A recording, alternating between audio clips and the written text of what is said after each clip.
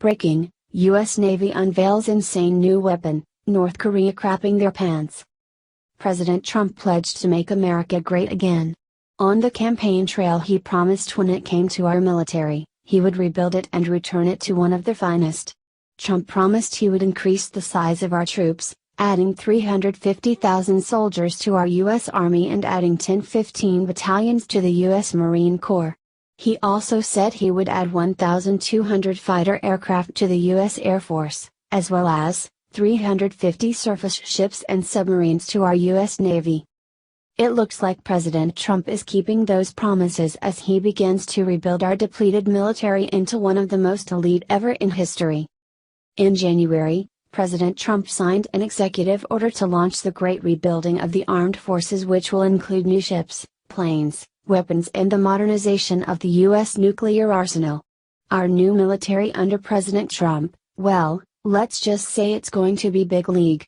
President Trump is ensuring that military leaders have the support they need to accelerate the campaign against the Islamic State and to build combat readiness now and for the future.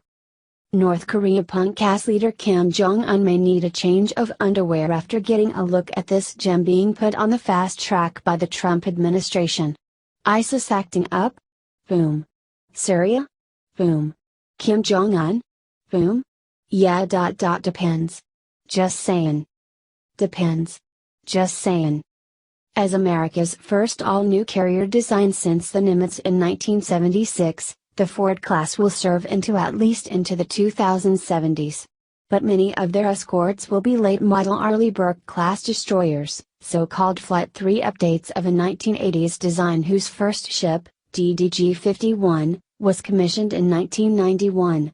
That's why the Navy is brainstorming a next-generation future surface combatant, aiming to solicit design proposals from industry around 2020. DDG's a great class of ship. But we're never going to build Flight 4, we need to move on, Moore said.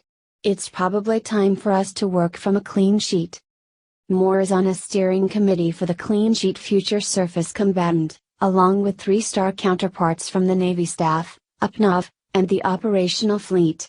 The idea is to have warfighters, shipbuilders, and budgeteers working together from the start, instead of one group coming up with unrealistic requirements for a supership the others can't build or can't afford.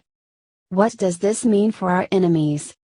The great thing about electrical power, unlike such features as 16-inch guns or thick armor plate, is that you can use it for almost anything. If one weapon, sensor, or communications system becomes obsolete, just unplug it and plug in something new. At least, that's the Navy's vision of never-ending modernization. But to upgrade without undue agony, you need to design a ship from the keel up with room to grow and an open architecture into which new components can easily plug and play. That's not how traditional ships like the Arleigh Burke destroyer were designed, which is part of the reason Flight 3 will probably be the last major upgrade of the class. We're cramming a lot of stuff in that ship, said Moore. With the future surface combatant, by contrast, the Navy doesn't just want to build a ship, but a floating framework that can keep evolving for decades to exploit new technologies and meet new threats. That's not easy. As much as Moore wants to accelerate, the ship is going to be out there for the next 40, 50, 60 years, so it's important that we don't take any shortcuts, he emphasized. It's very important that we do diligence on looking at alternatives, looking at the cost, marrying the requirements up to the costs, so at the end we all have an understanding of this is the capability I'm going to buy, this is how much it's going to cost, this is when I'm going to get the capability, this is how long it'll last. If we have that discussion up front with the future surface combatant, we'll avoid some of the typical growing pains that we have for some of these programs. In other words, no more screwing around, bowing to dictators dedicated to wiping us out, smiling to our faces and funding terrorism behind our backs. No more phony red lines, flexibility on hot mix, reset buttons, Arab Springs, or any other nonsense. Just strength in what comes with it, peace. Share this if you think Kim Jong-un can kiss your ass, oh my god. Trump walked up behind this Marine and did something no one would have expected. President Donald Trump and Melania met with President Mauricio Macri and his wife Juliana Wada at the White House on Thursday. He welcomed the two Argentine guests and Trump then did the unexpected. Watch the magic happen at the 1:50 mark. Trump leaned in to hug Melania and then patted the Marine on the back. "Don't you just love our President Trump?" The Trump administration has now postponed Barack Obama lifting a 16-year ban on imports of Argentine lemons. Trump responded, "We're going to be great friends, better than ever before."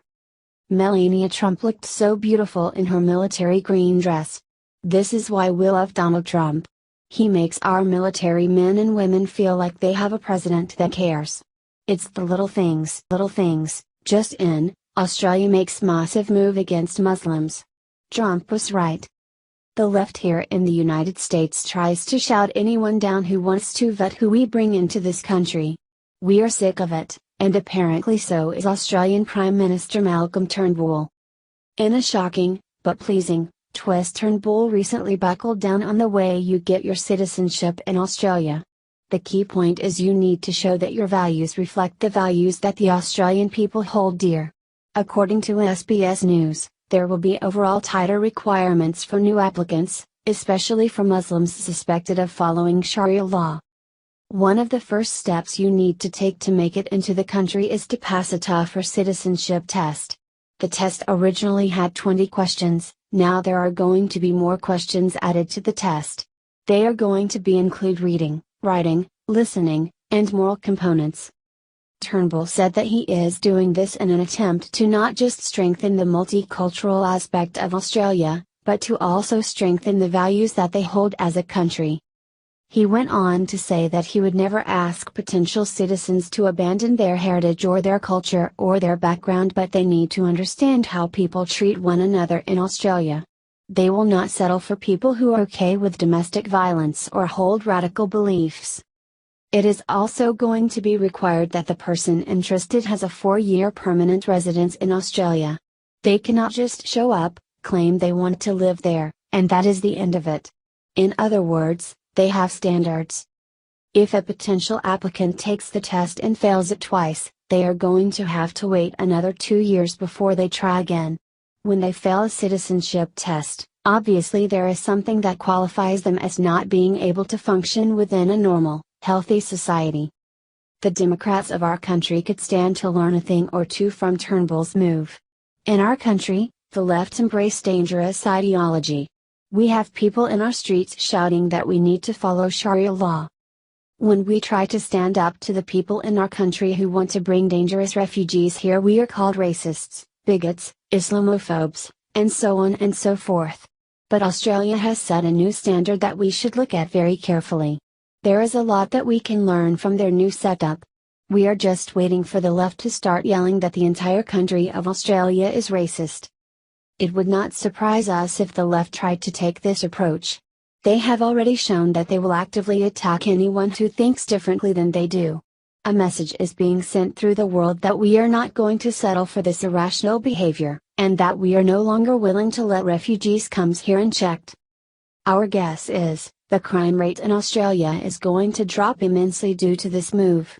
They are going to end up happier, safer, and better off than they were before thanks to this new stricter system.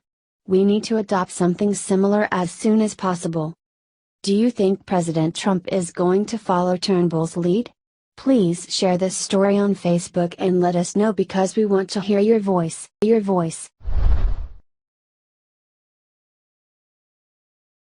Breaking, civil war about to erupt after what just happened in Sanctuary City. Every policy that President Donald Trump tries to implement for Americans' safety, is not only met with a great deal of resistance from the left but also from defiant judges who block his progress.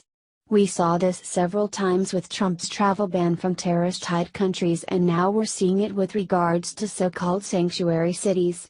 Judges are disguising their clear liberal bias as judicial rulings, and now tensions over this illegal immigrant issue have put America at the breaking point, edging on a civil war.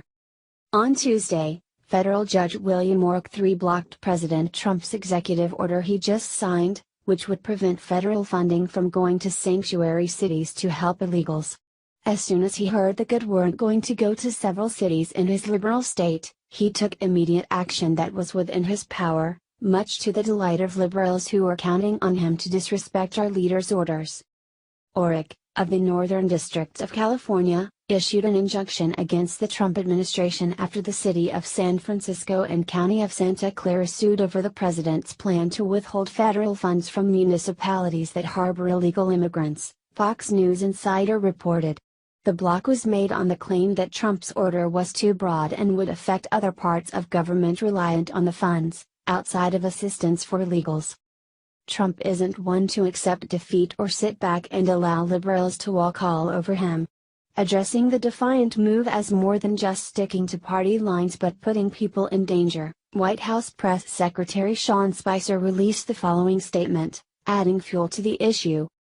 San Francisco, and cities like it, are putting the well-being of criminal aliens before the safety of our citizens, and those city officials who authorize these policies have the blood of dead Americans on their hands. Adding to that sentiment, Spicer also called this ruling what it truly is, a gift to drug cartels and street gangs. However, the reverse of this executive order and the numerous blocks of others that came before it is far worse than just usurping our president's decisions and appeasing your party. Fox News Perfectly Blunt show host, Tucker Carlson